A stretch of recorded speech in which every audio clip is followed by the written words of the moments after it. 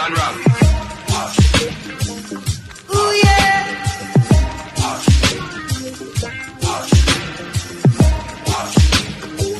Well, alright, we're jamming. Hello folks, welcome to Taste Buds on Yardie Belly TV. Today I will be revisiting my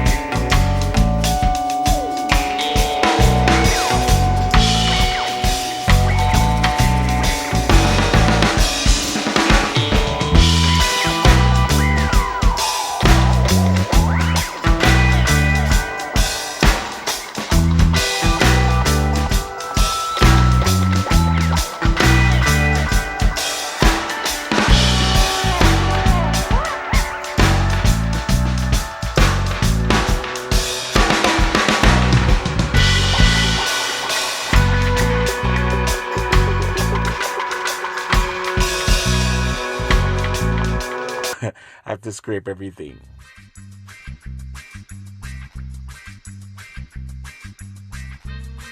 And this is how it looks, guys. Yes, it should be a nice stiff paste. And then you're gonna add the remainder of your black eyed peas. And guys, please drain it before, because I didn't drain this, and I did get a little bit of excess water that I didn't want. But yeah, I'm still gonna work with it. So make sure you drain it properly so that it does not have any excessive amount of liquid. And then you want to add in your butter beans. Now your butter beans are going to be a major issue, and so immediately you want to start to break them down. And I prefer doing this manually than doing it in the food processor, because the food processor goes too far. Now you want to add your green or young jackfruit, and this you want to break up by hand. All right, yes, it's a little bit time consuming, but it works. And the reason why you want to do this is because you want to see those fibers, the fibers that you are breaking up, and the strings that you're seeing forming. Those are what will give your vegan oxtail a meat texture. See it? Look, now you want to add your seasoning. And guys, you're not limited to add the seasonings that I do. You can add what, your seasoning that makes it your own. All right. So I'm putting the cayenne pepper. I'm putting the rotisserie chicken seasoning. And the reason why I'm using that, because that's what I have. You could use meat seasoning, oxtail seasoning. I'm adding my garlic powder.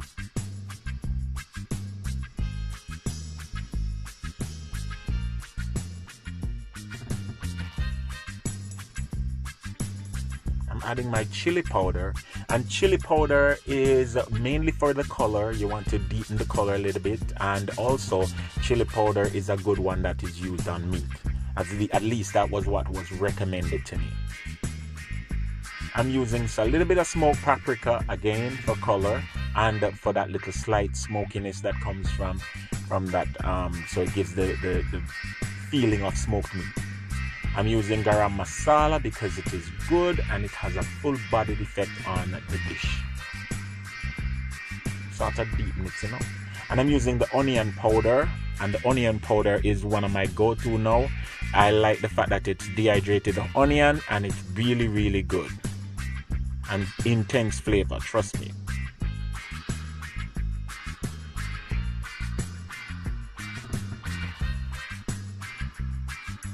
And I'm using a little bit of toasted white sesame seeds. And the reason why I'm adding the sesame seed is because it has a good level of protein content.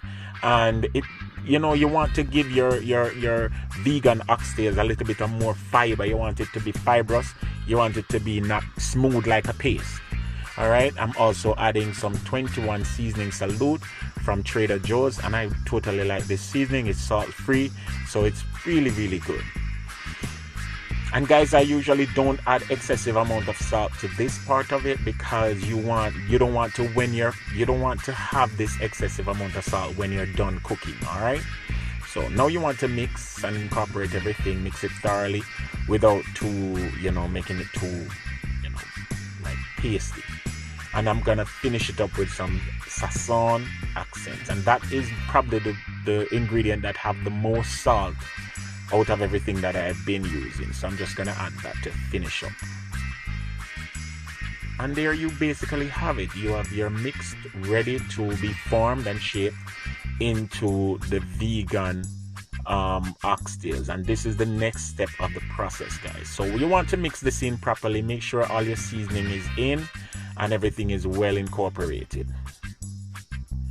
And also you're making sure that you're breaking down the butter beans a little bit more as much as possible, because you don't want a big chunk of butter bean.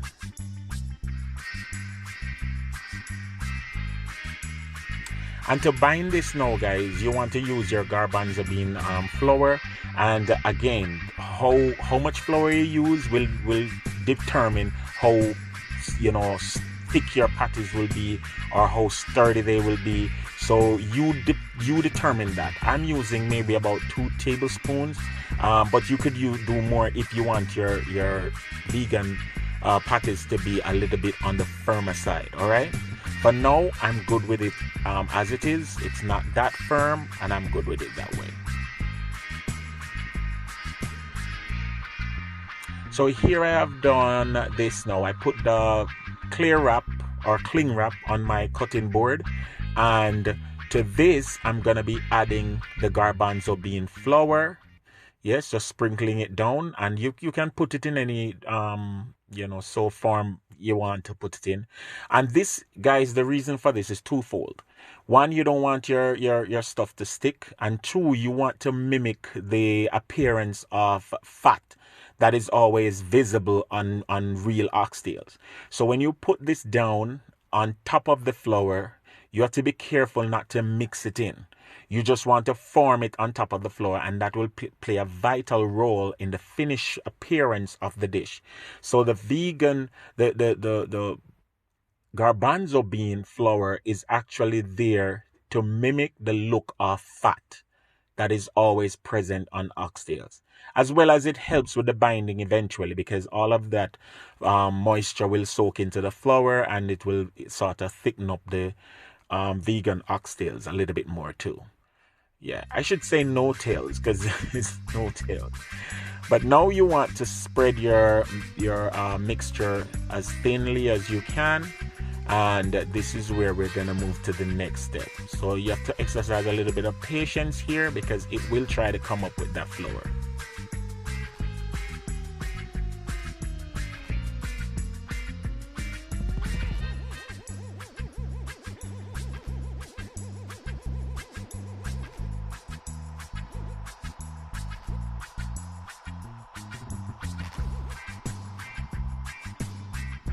Very good. And as you form it, guys, you want to spread it evenly, thin and evenly across as much as possible. All right. And then you want to shape it up as well. You don't want any piece hanging out. If you can get it to be like a perfect rectangle, that would be awesome, because it determines the shape of your log when you have rolled it.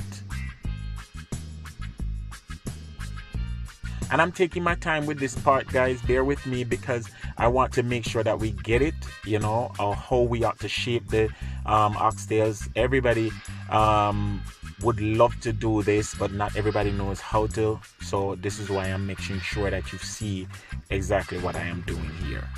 All right. Good. This is great. This is awesome.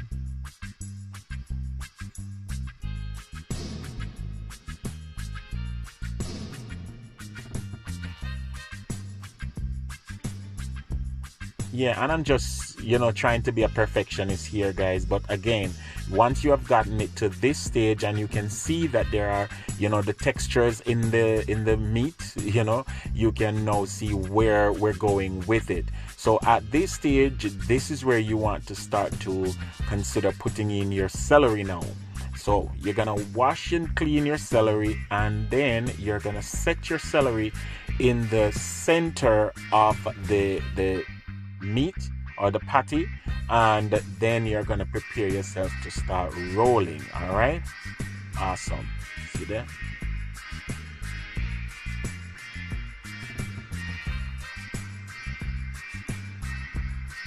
And if your celery is short, you just put another piece in there, and then you're gonna use the plastic now to wrap the meat around the celery. All right, and you roll. Guys, it's a little tricky process, but once you get it, you get it. You use the plastic as much as possible to roll it so that your hands doesn't touch it, and you roll to one side and then you repeat the process over the other side. And once you have done that, it will form into the meat. You just keep rolling it, and you know, nicely, and it will form itself. And there you have it, guys. Then you're just gonna pinch the sides and twine and wrap the sides and make sure that everything is tight. You know, if you can use an elastic band or whatever, and just tighten it, and you're pretty much well on your way to go. Yes, yes, yes. Ideally, you want to keep your meat in the fridge overnight to make the flavors marry. You want it to firm up a little bit, and the cold air, the refrigerator will do that. And once it has stayed in there overnight, you are good to go. This is it after 24 hours, and now we're ready to slice him up and make a good. So here we have some of our ingredients to make our oxtails. All right, in this bowl I have some scallions, and I have a whole medium size onion that has been chopped up. Over here I have some garlic, about 6 cloves of garlic with a little piece of ginger right there. I have some carrots here and a little bit of tomato, and I also have some red pepper over here in this bowl.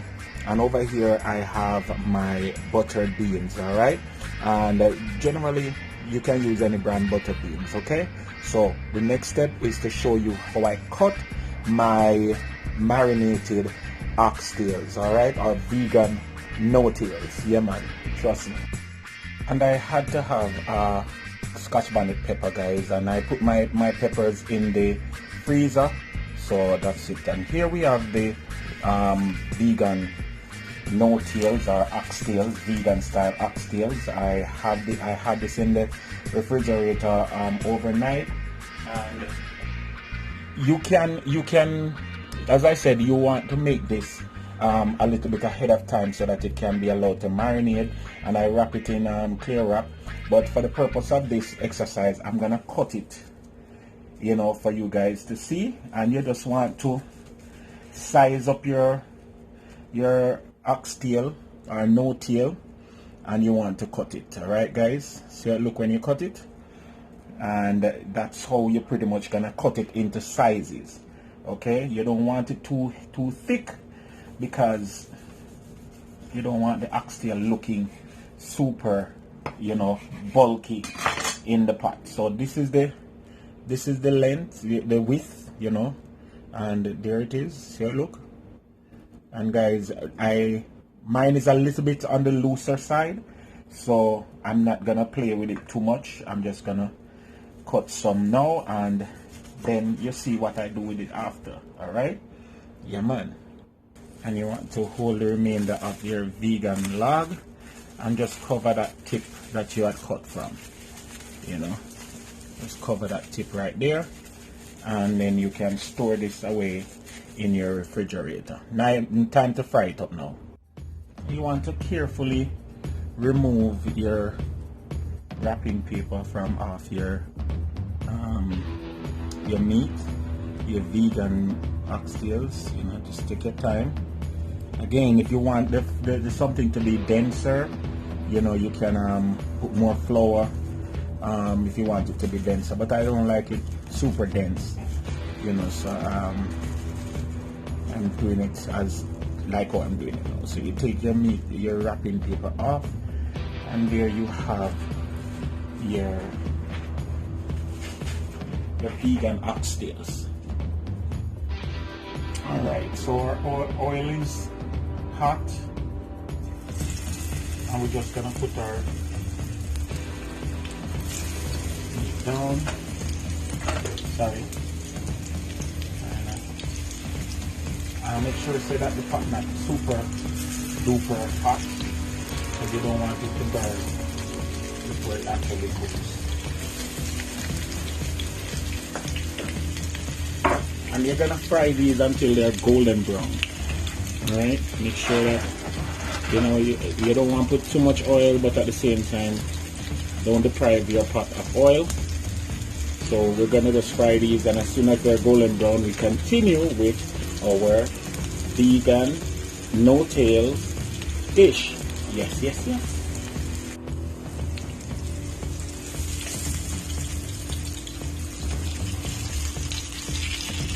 How it looking, Josh? It looks good. I like the color of it. It's brown. You look like meat, yeah? Yeah, not really. A little. Sauce. Alright, so now it's really coming up like, looking like, you know, like real meat. It's not burnt, it's just really crusted, and that's where you want it. As soon as the other side is done, like that, I'm gonna take it off, and then we move to making the sauce. In our pot now, we're gonna put just a tablespoon of sugar, just a little bit, and we're gonna make our gravy. So the sugar with the oil, and we're gonna try to get this to caramelize a little bit to make some type of base. All right.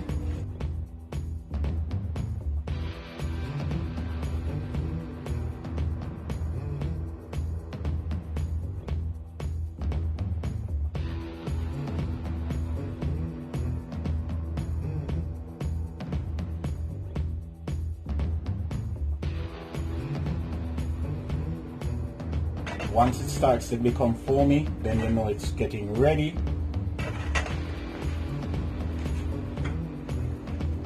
There you have it. See it there?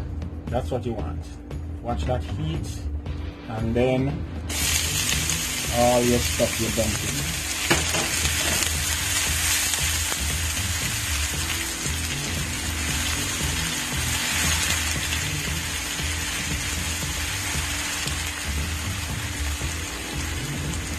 smell that? That smells good. Yeah. And you just want to caramelize your onion. And I put in my scallions now, guys. You should have. I could have put my scallions in a little bit later. Sorry.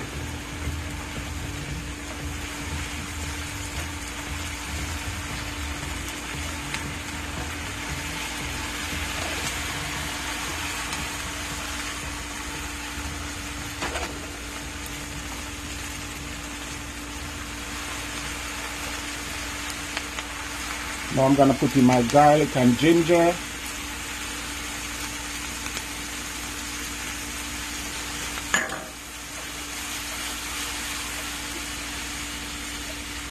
Okay, so my garlic and my ginger is doing well. Now I'm gonna add in my carrots and my tomatoes, and I'm just gonna add everything in. Yeah. And you're just building on flavors now, guys. If you notice, I don't put my pepper. I'm just allowing everything to just start to blend. Yeah. So my carrots, my red pepper, and my tomatoes are in now. And now you want to start to get your pot nice and toasty. Here I have some Worcestershire sauce. I'm gonna add a little bit of that. Maybe about a tablespoon of that.